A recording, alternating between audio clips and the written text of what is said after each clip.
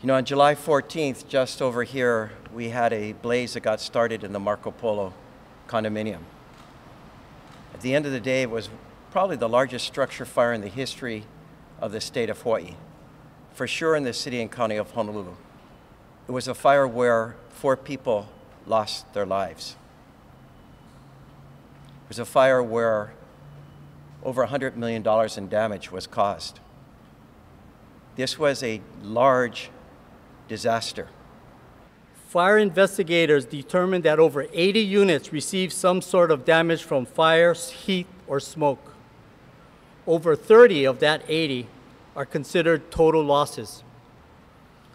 The HFD fire investigators have completed an extensive and scientifically based investigation in full collaboration with other agencies and have classified the fire cause as undetermined. Fire investigators have ruled out several causes. Cooking has been ruled out as a cause of the fire. Ignitable liquids have been ruled out. Fire investigators have found no indication that this fire was intentionally set. Fire investigators have found no indication of the presence of a drug lab or any drug paraphernalia. This one's after some preliminary excavations already taken place, because you can kind of see there's some paths. Some of the heavier debris has already been removed out of the living room.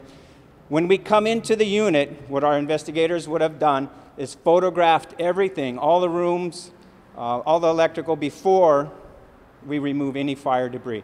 And we're using that information to bring us back to the room of origin, which would be the living room, okay? So we talk about causes, but the final classification of this fire is undetermined. And it's undetermined not because, well, in partly, I guess, because we don't know what started the fire, but we identified multiple, again, competent accidental ignition sources in the room of origin that need further evaluation and testing to determine the root cause of this fire. Although we're done with our investigation into this fire, it doesn't end here. This investigation will continue within the private sector for months, possibly years, trying to figure out what started this fire, okay? In the presentation, as you know, I wanted to find a cause.